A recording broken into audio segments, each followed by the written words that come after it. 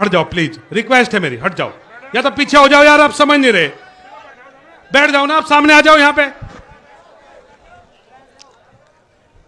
हमारे संविधान के रचयिता बाबा साहब भीमराव अंबेडकर जी को, चौधरी चरण सिंह जी को, चौधरी अजीत सिंह जी को और माननीय मुलायम सिंह यादव जी को खिराजे अकीदत पेश करते हुए मैं अपनी बात शुरू करना चाहती हूँ। इस सभा की अध्यक्षता कर रहे अध्यक्ष जी और मंच पर मौजूद हमारे इस मजबूत और खूबसूरत गठबंधन के सभी माननीय नेतागण, सभी सम्मानित नेतागण, सभी को और आप सब यहाँ पर खतौली की जनता जो यहाँ पर मौजूद है, सभी को नमस्कार, अस्सलाम वालेकुम। आज ये एक बहुत महत्वपूर्ण चुनावी सभा है। कोई भी उपचुनाव होता है, ये एक बहुत महत्वपूर्ण संदेश भेजने का काम करता है। तो आज का ये जो हमारा खतौली का उपचुनाव है, ये हमारे लिए, पूरे ही गठबंधन के लिए और देश के पूरे विपक्ष के लिए एक मजबूत संदेश भेजने का काम करेगा। और ये जो मौका आप लोगों को मिला है, ये मौका सिर्फ और सिर्फ आदरणीय जयंत चौधरी जी के कुशल नेतृत्व और संविधान की सही जानकारी की वजह से हमें मिला है।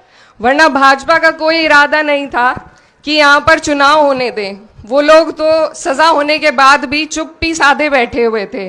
तो ये सिर्फ जयंत जी के कारण है कि हमारी जो एक मजबूत आवाज है विपक्ष की, जो आज संसद में हमारी आवाज उठाने का काम कर रहे हैं, उन्होंने हमें ये मौका दिलाया है, आपको ये मौका दिलाया है कि हम लोग पूरे देश में, पूरे प्रदेश में एक मजबूत मैसेज भेजने का काम करें। और मेरा आप लोगों से आज पहली बार यहाँ पर आना हुआ, लेकिन बहुत पुराना जुड़ाव है। मेरे जो वालिद साहब थे चौधरी मुनव्वर हसन जी, वो 2004 में कैराना मुजफ्फरनगर से जब लोकसभा का चुनाव लड़ रहे थे, तो उन्हें सबसे बड़ी लीड आप लोगों ने, खतौली के लोगों ने देकर भेजी थी। 60,000 वोटों की वो जो लीड आपने उन्हें दी थी, वो एंड तक भी कट नहीं पाई थी और वही उनके जीत का कारण बनी थी।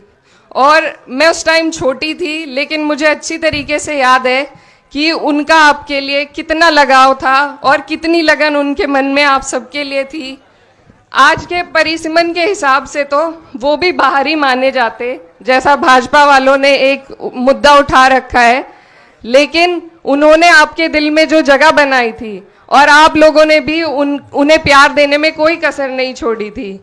जो हमारे आज के प्रत्याशी हैं, वो भी उनकी तरह निडर हैं और मुझे पूरी उम्मीद है कि वो भी बाहरी ये जो उन पे इल्जाम लगाया जा रहा है, वो भी उसको उसी तरह धोने का काम करेंगे जिस तरह कभी मेरे वालिद साहब ने धोने का काम किया था।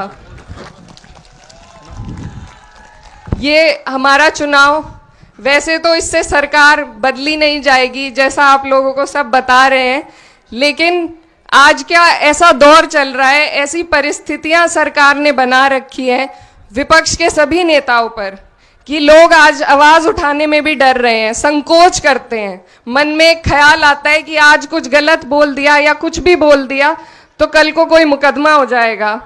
हम लोग इस परिस्थिति से खुद गुजर रहे हैं। आप लोग भली भांति इस बात से वाकिफ हैं क्या सब चल रहा है।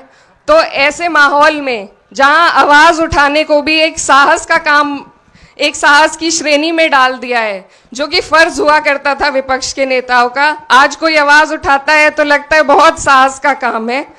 तो हम जैसे लोगों के, जितने भी विपक्ष के लोग हैं, अगर आप इस चुनाव में मजबूती हमें प्रदान करने का काम करेंगे तो इससे हमें, हमारे अंदर एक ऊर्जा आएगी, हमें हिम्मत मिलेगी कि कहीं ना कहीं हम सही राह पर चल रहे हैं।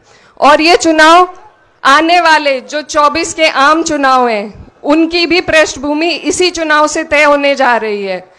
बाकी सभी मुद्दे आप लोगों को अच्छी तरह ध्यान है, आप लोग जानते हैं, आप लोग जी रहे हैं उन मुद्दों को। तो मुझे उम्मीद है कि आप लोग अपनी सारी बातों को याद रखते हुए और इन सब बातों को याद रखते हुए कि आगे की हमारी जो देश की राजनीति का सफर है, उस पे आपका ये चुनाव एक बहुत बड़ा संदेश देने जा रहा है। आप लोगों को मालूम होगा कि उत्तर प्रदेश में 3 जगह उपचुनाव चल रहे हैं। हमारे आदरणीय राष्ट्रीय अध्यक्ष अखिलेश यादव जी भी चुनाव प्रचार में लगे हुए हैं और उन्हीं के निर्देश के अनुसार उनको इतना ख्याल यहाँ का है कि उन्होंने खुद निर्देश देकर कहा है कि आप वहाँ जाइए और वहाँ मेहनत कीजिए। तो हम लोग पूरा गठबंधन मजबूती के साथ यहाँ पर आपके बीच मौजूद है और यही गठबंधन हमें आगे ले जाना है। आगे के चुनाव में भाजपा